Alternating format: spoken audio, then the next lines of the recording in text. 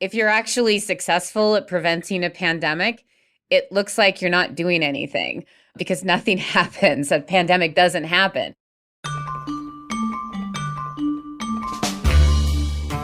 It's The Big Take from Bloomberg News and iHeartRadio. I'm Wes Kosova. Today, how we're preparing or not preparing for the next global pandemic.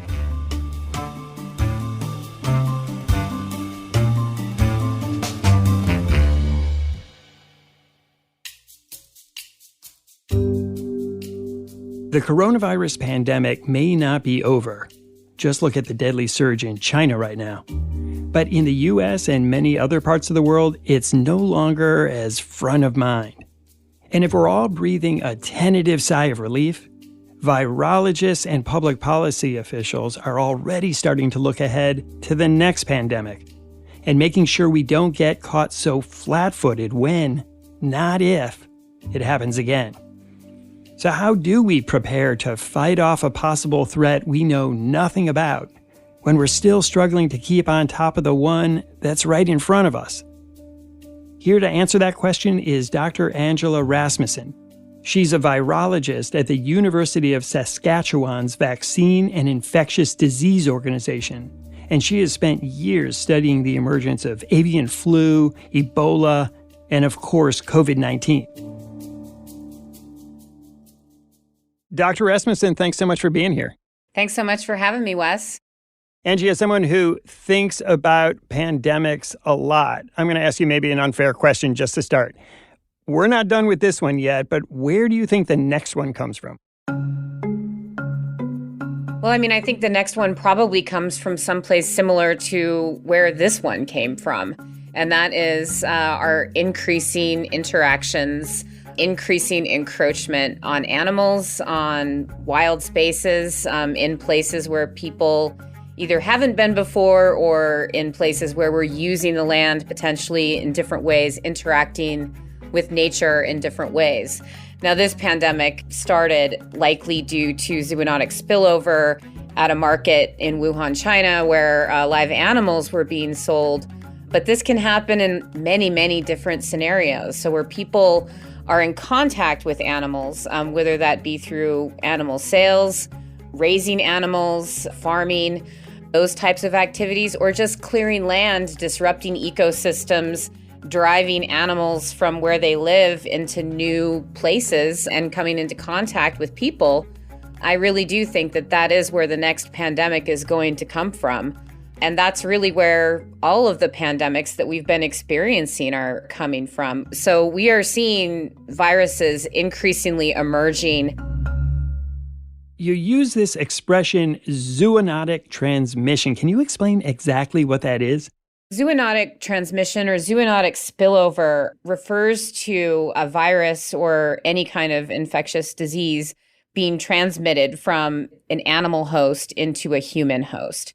Now, that's probably how this pandemic got started. Myself and other colleagues have been involved in research that really that's the only explanation that fits the evidence that we have.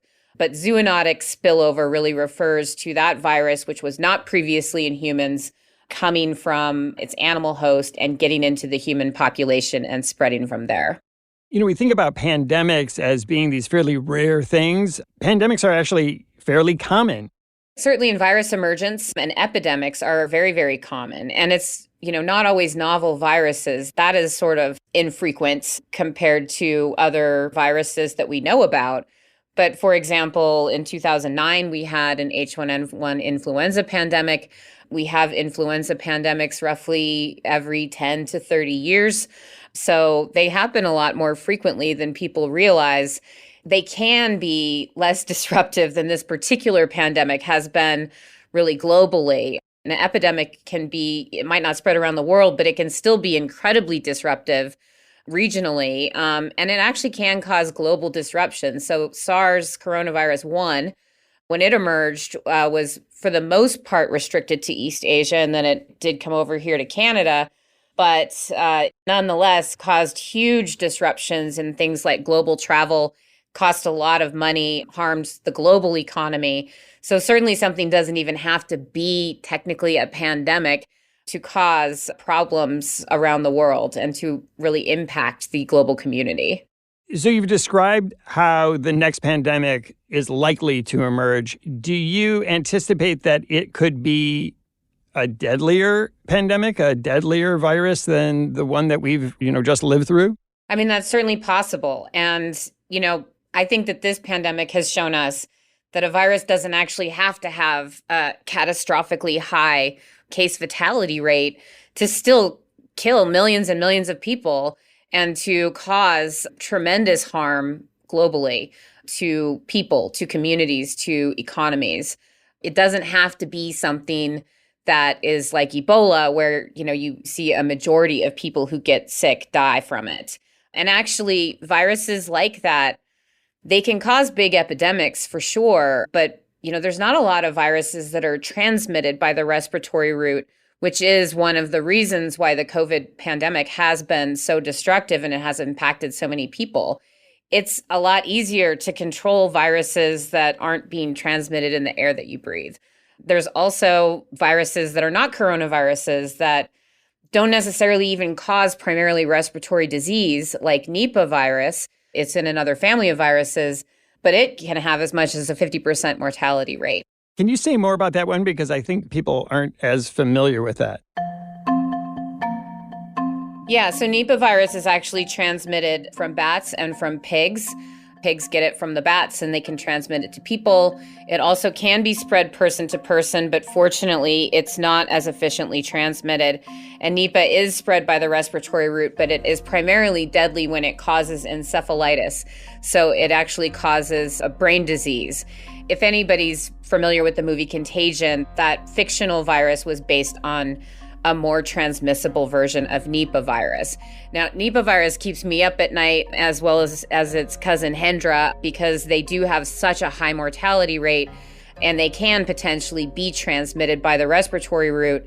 A more transmissible MERS coronavirus, Nipah, Hendra, H5N1, highly pathogenic avian influenza, which also is not very efficiently transmitted from person to person, could be potentially catastrophic. And I'm not exaggerating by saying that a virus like that spread like COVID around the world could potentially have civilization-ending consequences. I mean, can you imagine what would have happened if 50% of the people who got SARS coronavirus 2 died from it? If we were having problems with, at the highest, 2 to 3% case fatality rate, our hospitals are overwhelmed. Even now, with vaccines and the mortality rate is even lower, we're still seeing so much transmission that we're still seeing huge burden on our healthcare system. Imagine what that would be like if we were talking about a virus that was as transmissible, but killed up to half the people that get it. That would be absolutely catastrophic and potentially an existential threat to our civilization. So you're not speaking metaphorically when you say it keeps you up at night. As a virologist, it actually keeps you up at night. Yeah, I don't think about it sometimes if I want to sleep. Well, that, I guess, raises a question. If this is a concern to you as a scientist and other scientists looking at what could come down the road, how do we prepare for that? How do we protect against it should it arise? Well, this is why I'm glad to be a virologist, actually, because even though I know about all of these really scary viruses that are out there, we also do this work so that we can develop countermeasures. And that means developing new antiviral drugs, developing new ways to treat these emerging viruses. And one thing I think that is going to be very impactful is we know what a lot of these virus families are. So like I said, Nipah and Hendra, the Henipa viruses, and there's many, many other viruses. There's 25 families of viruses, I think, that can cause disease in humans. Some of them have known pathogens, but any of them could potentially produce a virus that would infect people, be capable of human-to-human transmission, and cause a pandemic. The problem is trying to figure out which of those viruses are the threat. Here at my own research institution and many other virologists around the world are working on this too. There's a push to make vaccines that can recognize viruses based on which family they're in rather than working on individual viruses. So for example, people are developing pan-influenza vaccines that would cover any influenza that you would get exposed to, and not just the 3 strains that are in this year's flu shot, or pan-coronavirus vaccine that could protect against both SARS-1 and SARS-2, as well as maybe MERS and any other novel coronaviruses that might emerge. And I think that this is one really powerful way to approach countermeasures, because if you can vaccinate people who are at risk of being exposed to these viruses, you have a stockpile of these vaccines ready to distribute should an outbreak happen. You could contain that very early before it became a pandemic, and you could potentially contain viruses that we don't even actually know about yet. What is the timeline, do you think, for something like that to be developed, produced, and stockpiled? Certainly not overnight. Many of these vaccines are currently still in development. There are some clinical trials, however, going on. And one of the challenges, I think, that people don't always appreciate is that it's not just developing the vaccine and then testing it. You have to get it all the way to the point where it has regulatory approval, and you have to be able to fund manufacturing so that you can actually make the vaccine in large enough numbers. So it's really important that we not only develop these things as scientists, but that we actually also follow through to make sure that we're doing the right kind of testing, we're doing safety testing, and we have processes in place that can allow us to actually manufacture vaccines that could be used in an emergency immediately. And when you make the case for this with policymakers, politicians who are in charge of spending the money on this, do you find that there's urgency to do it in the absence of an emergency? So this is one of the great challenges to doing any type of pandemic prevention or preparedness work. If you're actually successful at preventing a pandemic, it looks like you're not doing anything because nothing happens. A pandemic doesn't happen. And it's very difficult to maintain, from one Congress to the next, from one president to the next. It's very difficult to justify spending lots and lots of taxpayer money on something that seems like it's not doing anything. And things are probably worse than they've ever been right now because it has been so politicized. Public health itself, pandemic prevention, and virology research have all been sort of uniquely politicized and in many cases demonized. And that also makes it very difficult to make the case that we need continued funding, we need continued support for this type of work. And we actually need a lot more of it than less when, people are kind of over the pandemic and people aren't dying in the same numbers that they were at the beginning of 2020 or during some of the subsequent waves before we had vaccination and there was a lot more population immunity. It's really hard to make the case that we should continue to be investing in this. But what people, I think, really need to know, and what politicians need to know, is that this is an investment in our future, not only the future of our country and our public health, but also the future of our economy. And because we do live in a global world, this is really an investment in the future of the entire global population of the human race. And I think that people really need to be reminded of that, as well as educated on what the benefits are of doing this type of work. Dr. Angela Rasmussen, thanks so much for talking to me today. Thanks for having me, Wes. Anytime. When we come back, what the U.S. government has learned from the COVID-19 pandemic.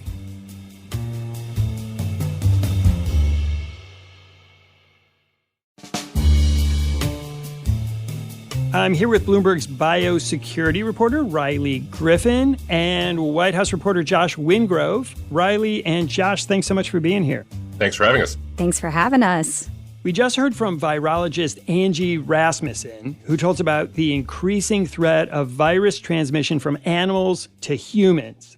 Riley, when you talk to scientists and policymakers, what do they say worries them most about how the next global pandemic might go? So I actually want to take you back to 2019 when BARDA, which sits within the Assistant Secretary for Preparedness and Response, which is now the Administration for Strategic Preparedness and Response, presented on biological threats. They called it the Wheel of Misfortune. And it was like the Wheel of Fortune, but instead of numbers, you had biological threats. And on it were things like Anthrax, smallpox, plague, botulism, Ebola Sudan, Ebola Zaire, Marburg virus, some things that you may have heard come up. The World Health Organization also releases its own list of priority pathogens. And, on it are similar things: Marburg, Lassa fever, MERS and SARS, those relatives of COVID-19, Zika. So I can name specific pathogens for you, Wes, but I think partly what scares me is the unknown pathogens, those that we don't have names for or might be new iterations of viruses we may have seen before. And the way to deal with that is something we like to call in this world biosurveillance. Think of it as like a weather map or forecasting for infectious disease. And what we need to get to is really taking a pathogen agnostic approach to pandemic preparedness. What does that mean? That means not preparing for one individual threat. One of the big shortfalls of our preparedness for COVID-19 is that all these years, we've been preparing for pandemic influenza. Think the 1918 flu, also sometimes called the Spanish flu, that killed up to 100 million people. We've been preparing for that for years because that was really the last big, epic pandemic. All of our presidents, going back to Bill Clinton, he actually, in the late 1990s, he read a fictional book about a bioterrorism attack called the Cobra event, and it spurred him to create the Strategic National Stockpile, which stockpiles all of our medicines and PPE and so forth. And so it's the protective gear that we all started wearing during the pandemic. And every president since then has had their own kind of plan. But many of these plans haven't been implemented, and a lot of them have been geared at pandemic influenza. So I think we need to think a little bit broader. Because these are all aimed at fighting the last pandemic instead of looking forward to the one we don't know about. Exactly. And the Biden administration, they've released their own plan. First, it was the American Pandemic Preparedness Plan, and now it's transformed into the National Biodefense Strategy. They lay out their own strategy for combating naturally occurring, accidental, and man-made biological threats. So it's quite comprehensive. But what we're still seeing missing is real implementation and resources put to this. They've requested $88 billion in mandatory funding, but they're not necessarily likely to get it. And so what do you do with all these documents, but not a lot of action? What was made so clear early in the pandemic is that we did not really have a system for this or a plan for this. And I think those are two separate things. And the plan question is now hanging over us. What can we do to prepare for the next one? But a lot of the things that really hobbled the response in the U.S. in particular, with namely a patchwork of 50 different systems. One for each state. That isn't going away. And that will continue to hobble whatever we decide as a country to do about COVID, which right now is not a lot, and whatever the country decides to do for the next thing. Riley, you mentioned man-made biological threats. What exactly are those, and what is the concern there?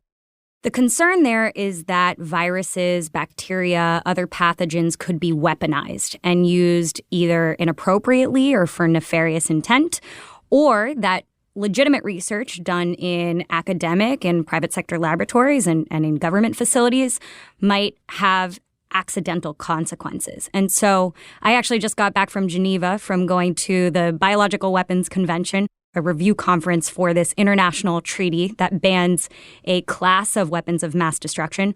This is an ever-present threat and an increasing threat as biology and our understanding of it advances and as a lot of these tools become cheaper and more accessible.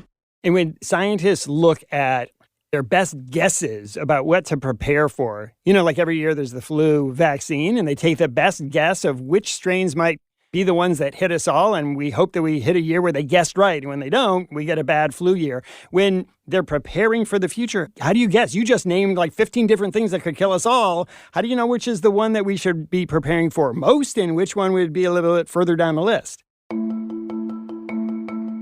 Science sometimes, I think, is an art. Scientific stakeholders convene in the UN and they sometimes have to resort to their best guess. If we had had this conversation in the middle of 2019, and we'd asked ourselves then what we needed or what was around the corner, I do think we now have clarity and more information and pathways than we did before. That is a silver lining of the gloomy few years that we've been through. One is that we didn't really know how the early warning system would work, right? And with China, it really didn't work. And that will be the focus of congressional hearings with Republicans holding the House in the next couple of years. But it did work with Omicron. And so now there are systems in place where public health agencies can sound the alarm and it's taken seriously. When you say the early warning system, you mean they saw it coming and were able to act in timely fashion? Right. Joe Biden started talking about Omicron. I think it was like a Thanksgiving vacation in Nantucket a year ago, because South Africa and countries in Southern Africa had picked it up and sounded the alarm. Now, that kind of stuff is critical and, is a carryover of the COVID experience. Another thing, for example, is COVAX and how they got vaccines out. That was totally unprecedented. And if we, God forbid, ever have to go through that again, there is now a system, because it is actually really annoying and legally thorny to shove vaccines out across international borders with dueling regulatory agencies and what have you. So there are silver linings to having gone through this. Questions that we would have had in this exact conversation pre-COVID do have answers now, but so many others do not have answers now. And to Riley's point, it's have public health experts sort of shot their shot? Have they sapped or worn thin the patience of the public, many of whom couldn't tell you, for instance, what the CDC recommendations are right now because it's changed so much and they've tuned out. So there is a silver lining on the one hand. But on the other hand, I wonder whether, even though we have a playbook, that might not help as much if people aren't willing to listen to it. Riley and Josh tell us about the planning happening for the next pandemic when we return.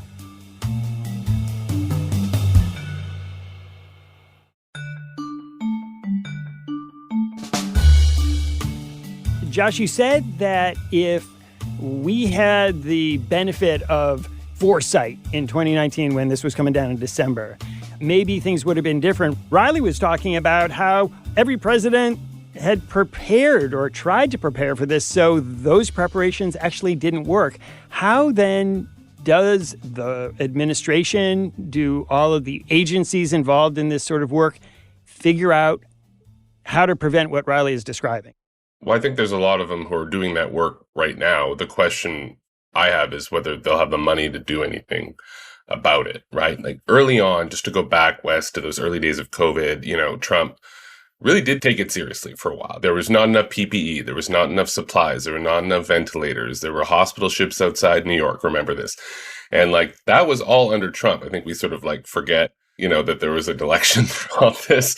And then he stopped really caring to that extent for a range of reasons.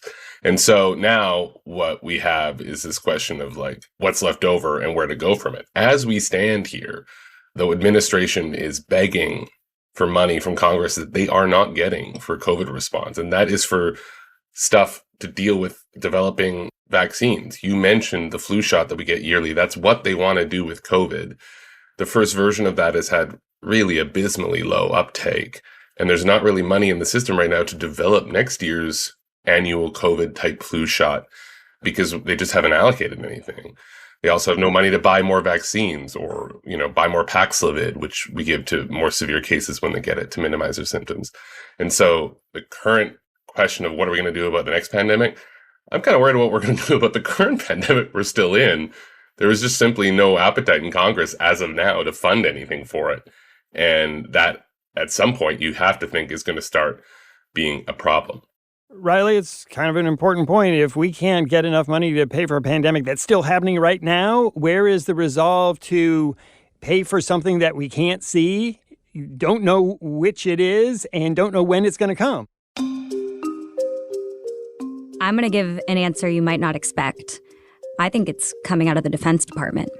I think you're seeing an increase in interest from other stakeholders beyond the obvious ones at the Department of Health and Human Services take up this mandate. I think the intelligence community has an increased focus and appetite, partially at the direction of the Biden administration, and I think the Defense Department does as well. And what does that look like? How does, when the Pentagon takes over the preservation of the human race, what does that look like?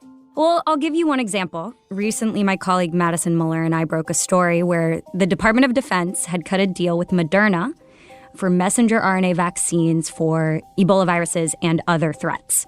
This wasn't a function of congressional funding for pandemic preparedness.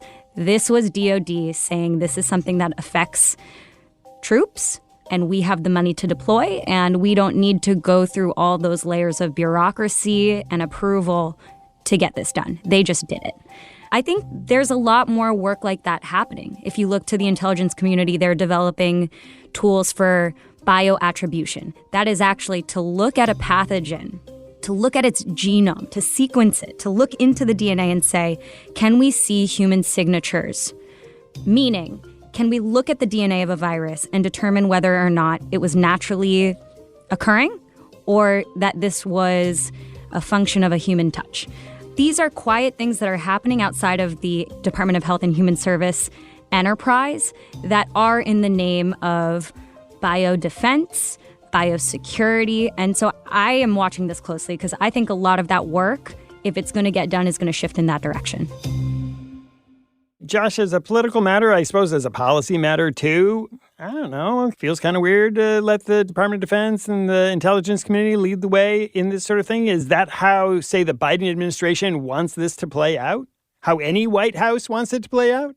Getting funding for DoD is often a lot easier than getting funding for HHS. So if DoD can be the fig leaf for funding for this, the Biden administration will, I think, probably be okay with that. They could sleep at night if that's the case. But DoD has been a battleground on this already. I mean, we just saw a big throwdown fight over the NDAA, which is a defense funding bill. And one of the concessions made in that was eliminating the vaccine requirement for service members. I mean, this has been a partisan fight until now. And, you know, what is the goal here, right? I think this is a question that gets different answers these days around COVID. Like, a lot of public health experts would like the numbers to be a lot lower than they are now. I mean, I'm sitting here, you know, a positive COVID case, working from home, talking to you guys with relatively mild symptoms. Dedication to the cause, Josh. We wish you were here, Josh. I'm feeling fine. Thank you. I've dodged it for, you know, however many years and finally they got me. But like cases like mine are probably in the eyes of like the Biden people, kind of what they want. If you're going to have a COVID case, have it in someone who has mild symptoms because they got vaccinated and they stay away from others, and that's it. And so when it comes to the question of other pandemics and ending this one, there is disagreement on like what the victory line is, where the goal line is.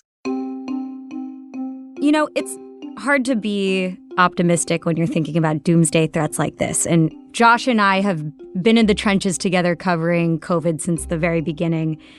Politics are at play. They've always been at play.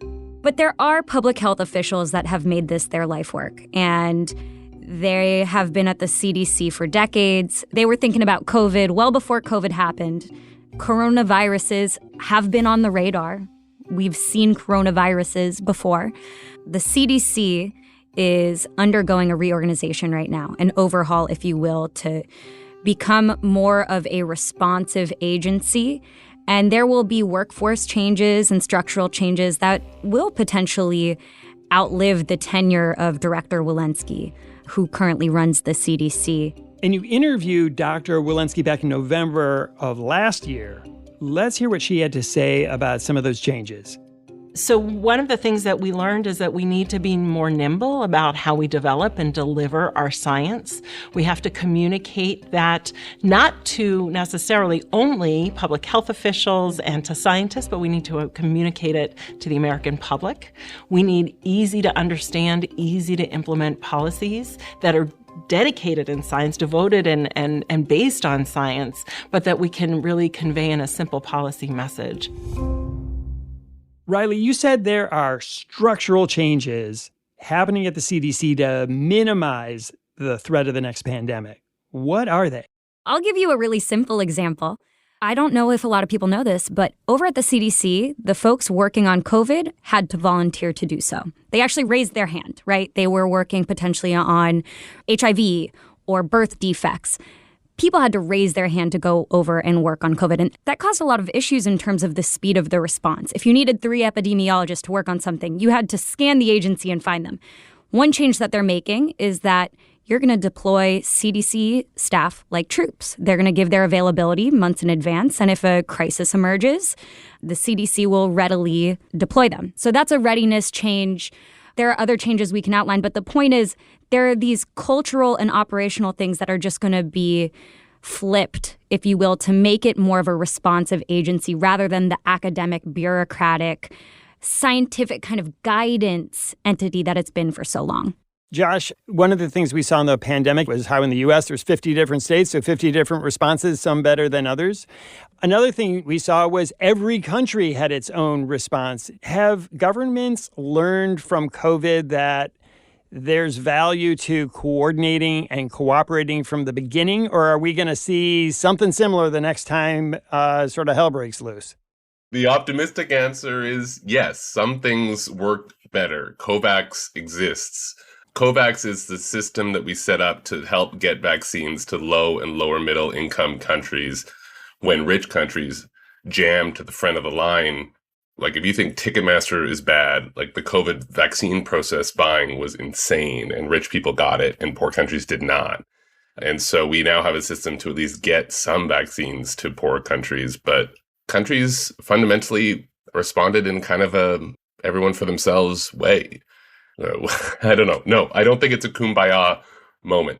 I think one of the real benefits of, God willing, not having a new pandemic, a new something, a new pathogen, a new plague over the next couple of years will be to take the temperature down so that if and when we do face another one and we do hear these warning systems from the people whose job it is to tell us and who have gone to school for years and years and years and years to be able to say, no, this is the one, that when they say that warning, that the broad public, is willing to hear it.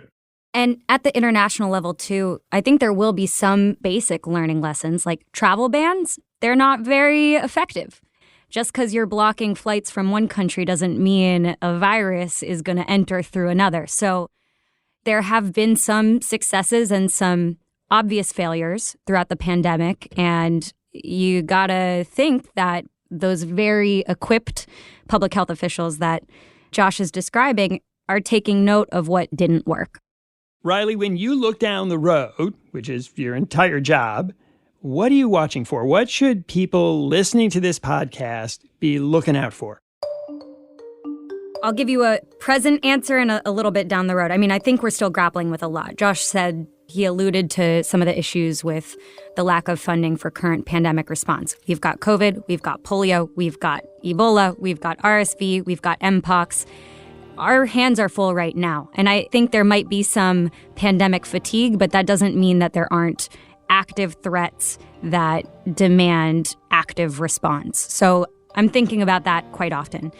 Down the road, I'm following this question of biosurveillance. What are the tools that are cropping up out of the public and private sector to better detect these threats, right? And there are a number of companies that are working on this. The technology is fascinating and it's accelerating really quickly. Even if the government isn't investing in it, the private sector seems to see market opportunity here. This looks like wastewater surveillance. It looks like putting in detection in airports, which are these hubs of global travel where a lot of disease comes through.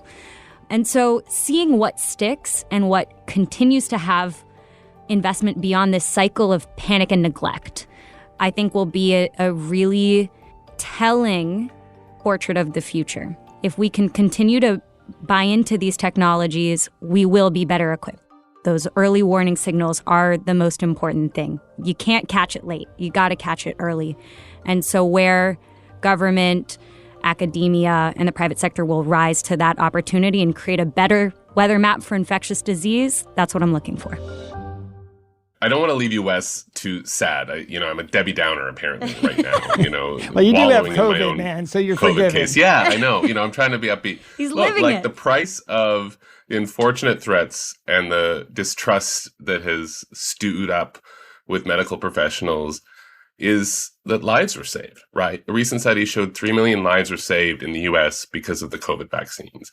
They got a vaccine to development, to production, into pharmacies in incredible time. that stretched over 2 administrations that agreed on virtually nothing else. There is positive that comes from that. And you would hope that, God forbid, we deal with something else like this again, that all that would be true as well. So, as we deal with the fallout, like, it's those lives saved, it's those cases avoided, and as a result, those long COVID cases avoided, that is the reason that these health professionals who are getting heckled and like bullied on social media get up every day.